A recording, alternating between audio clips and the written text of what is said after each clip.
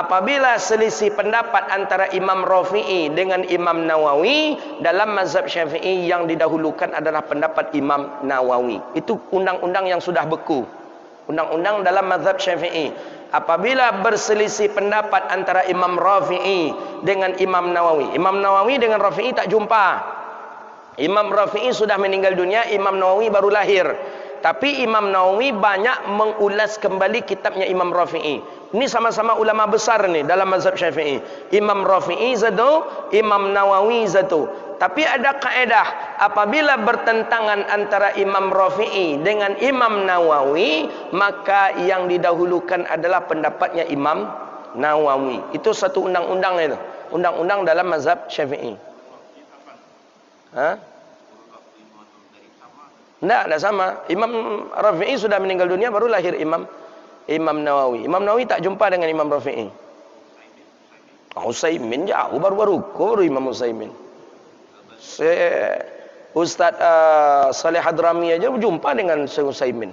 Kalau Imam Nawawi kurun ke-7 Hijriah, 700-an Hijriah. Albani baru 98 tu meninggal berapa? 9 berapa ini? Lah hidup di zaman modern juga. Itulah. Maklumlah ada pesan. Ada apalah, ada misi lah, makanya berani mensahihkan, mendhaifkan hadis. Imam Ghazali ini di kurun yang ke-500 Hijriah. Imam Rafi'i di kurun 500 itu kan, 600 itu Imam Rafi'i. Setelah itu Imam Nawawi. Salah Imam Nawawi tak bisa belajar dengan Imam Rafi'i, sehingga kitab fikih yang ada ketika itu yang banyak dipakai oleh ulama-ulama besar itu karangannya Imam Rafi'i. Nama kitab itu Muharrar. Jadi kitab mazhab Syafi'i dulu ada Muharrar, berkembang di kalangan ulama-ulama besar, kitab-kitab fikih besar, Al-Umzatu, kemudian kitabnya Mukhtasar Muzani, kemudian Muharrarnya Imam Rafi'i. Diambil kitab Muharrar itu, ditulis ulang, disyarahkan mana yang perlu diperjelas oleh Imam Nawawi, kitab Muharrar tadi.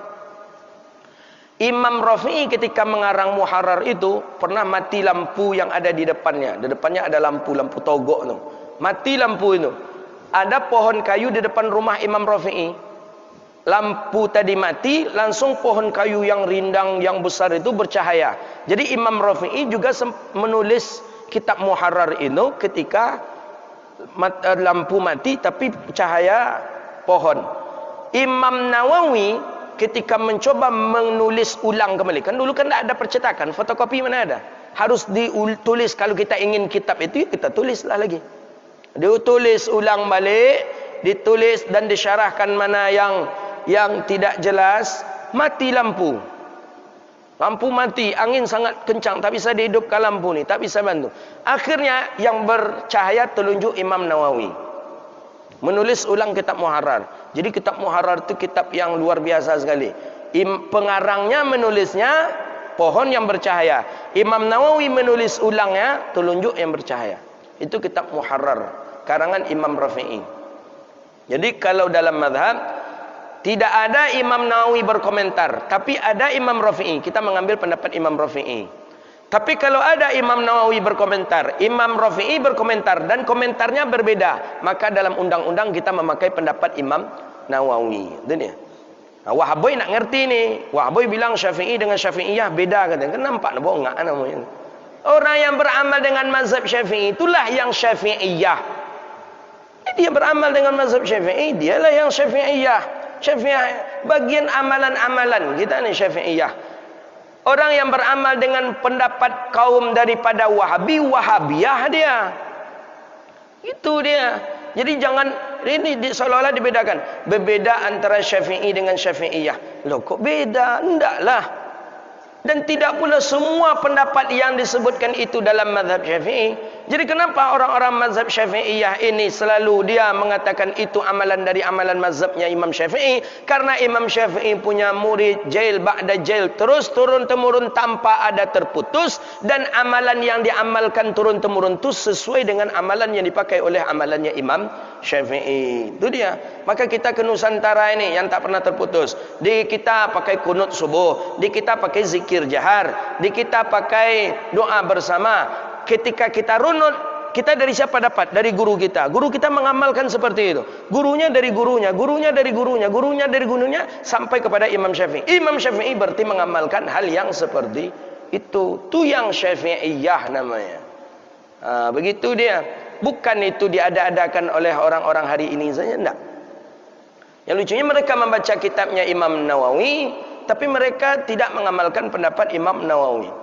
Imam Nawawi punya kitab yang paling akurat untuk dijadikan fatwa hukum, itu namanya Majmu'.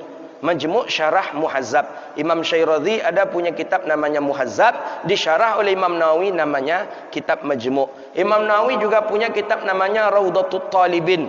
Raudatul Talibin itu kitab yang sangat bagus sekali.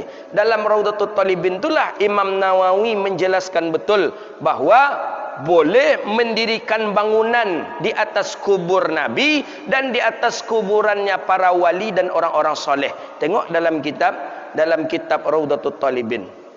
Lah, mereka membaca kitab Imam Nawawi tapi tidak memakai pemahaman Imam Nawawi. Ya, kalau mereka ingin tahu seperti apa mazhab Syafi'i, tengok seperti apa Imam Nawawi dalam beramal. Yang seperti ini mereka hapus. Disunahkan bagi orang yang berangkat haji untuk ziarah ke makam Nabi. Itu Imam Nawawi menyebut. Bukan berziarah ke masjid Nabi. Wahaboy diganti kalimat itu oleh Wahaboy. Diganti, dianjurkan bagi jamaah haji untuk berziarah ke masjid Nabi. Salah, beda itu. Imam Nawawi menyuruh berziarah ke makam Nabi. Wahabi menganjurkan berziarah ke masjid Nabi. Beda enggak? Beda. Berarti Imam Nawawi juga termasuk orang yang suka ziarah kubur. Menurut Wahabi enggak dianjurkan ziarah ke masjid Nabi, bukan ke kubur Nabi. Sedikit ibarah tu berani mereka mengganti. Maka kalau yang punya kitab Al-Azkar Imam Nawawi, tengok nanti dalam kitab itu berubah enggak kalimat itu. Kalau berubah, dalam Riyadhus Shalihin juga ada itu. Kitab saya alhamdulillah tak berubah, tapi ada kitab-kitab teman yang lain berubah. Dianjurkan berziarah ke masjid Nabi, bukan ke masjid Nabi Imam Nawawi menyuruh, tapi Imam Nawawi betul-betul menulis dianjurkan ziarah ke makam Nabi. Itu dia.